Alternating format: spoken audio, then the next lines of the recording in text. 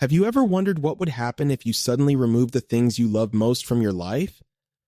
Not your job, not your phone, not even social media.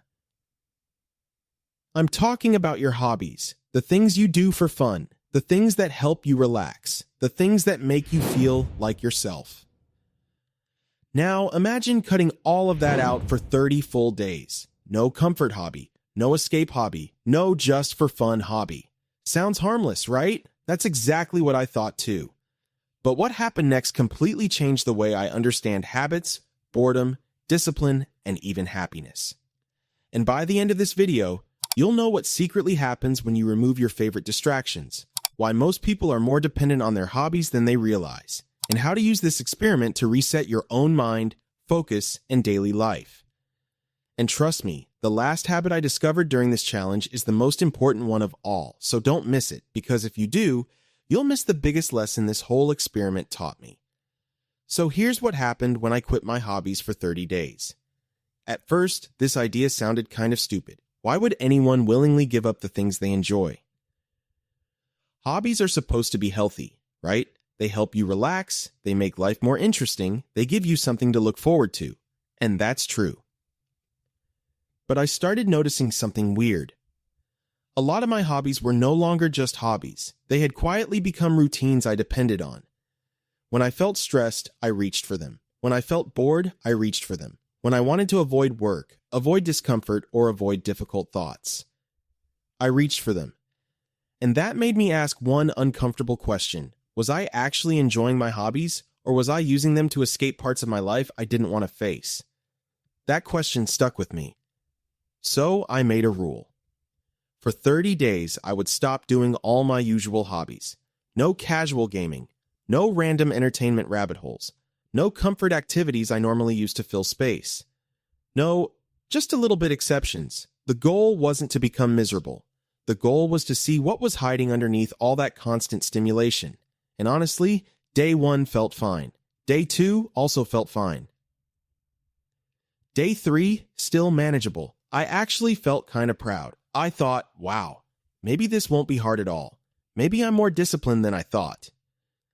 Then the first weekend hit, and that's when the real challenge started, because hobbies don't just take up time, they shape the emotional rhythm of your life. Before this challenge, I didn't realize how much of my day was mentally built around rewards. Finish work, then enjoy a hobby, feel tired, then enjoy a hobby, feel bored, then enjoy a hobby. Without those little rewards, my day suddenly felt strangely empty. Not painful, just flat. And that flat feeling is something most people run from immediately. We don't like emptiness, we don't like silence, we don't like sitting in a moment where nothing exciting is happening. So what do? We fill it. Fast. With screens, with noise, with entertainment, with habits, with anything that stops us from feeling that uncomfortable blank space.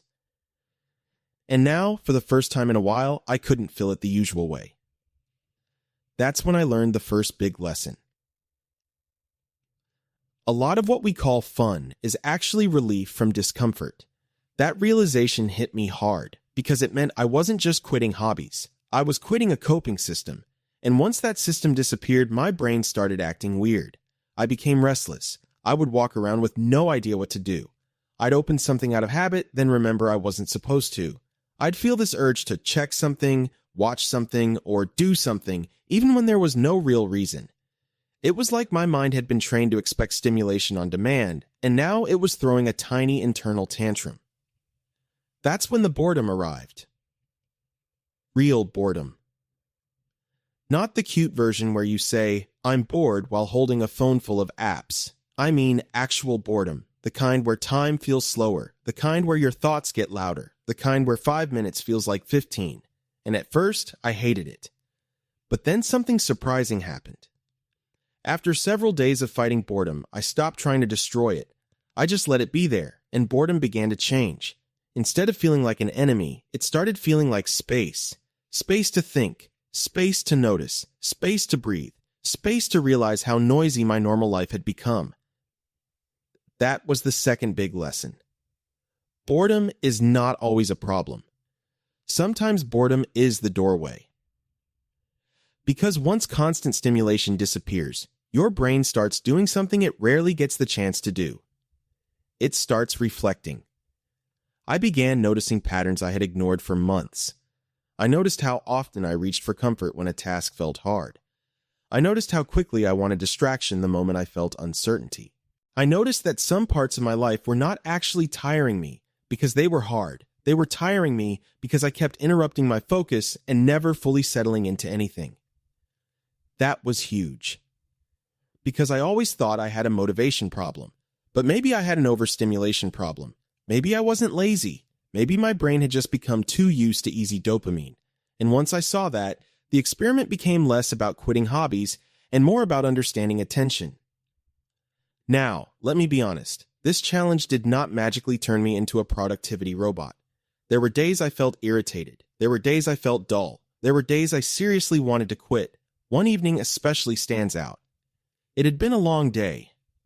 I was mentally tired. Normally, that would be the perfect moment to disappear into something familiar and enjoyable. But I couldn't.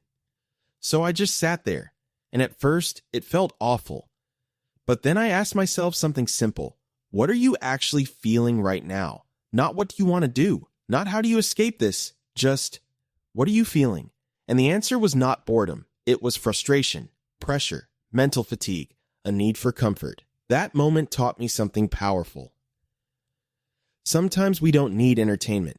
We need honesty. We use hobbies, scrolling, content, and distractions to cover feelings so quickly that we never actually identify them. And when you can't instantly escape, you finally have a chance to understand yourself more clearly. That was the third big lesson. Removing a habit can reveal emotions that habit was hiding. And once I started seeing that, the challenge changed again. I became more intentional. Instead of automatically filling time, I started asking better questions. What actually matters today? What am I avoiding? What would make this day feel meaningful instead of just busy? What am I doing because I chose it? And what am I doing because I'm uncomfortable being still? These questions made my days feel different. Not always easier, but sharper, more real. I also noticed something unexpected with my energy. Without constant hobby switching and reward chasing, my focus slowly became steadier. At first, it was rough. My brain wanted quick relief all the time. But after a couple of weeks, that craving softened.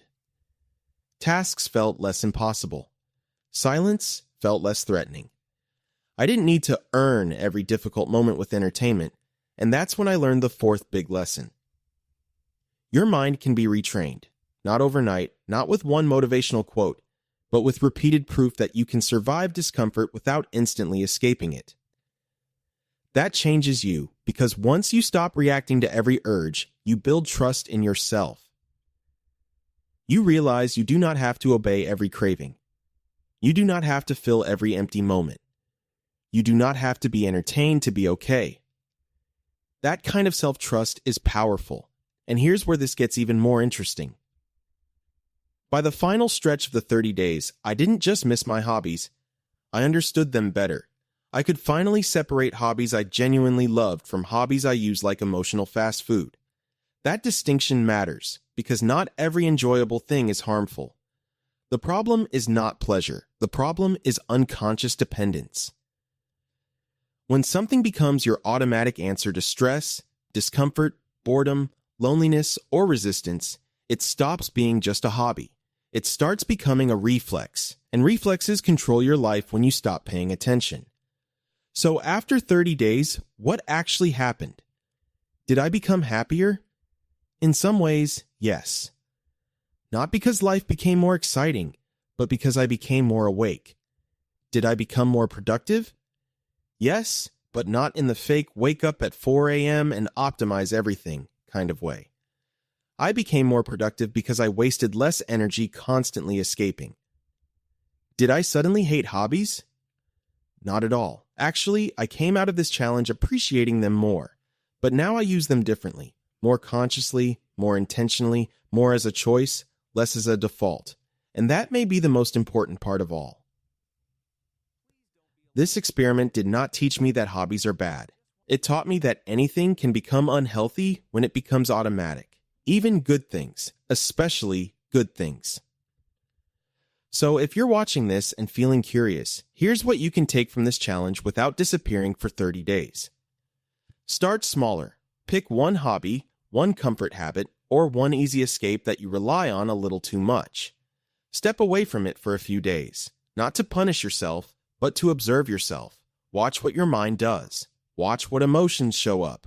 Watch when the urge appears strongest. Watch what discomfort was being covered, because once you see the pattern, you gain power over it. And that's the real transformation. Not becoming a machine, not removing all joy from life, but learning how to enjoy things without needing them to rescue you. That is freedom. So what happened when I quit my hobbies for 30 days? I got bored.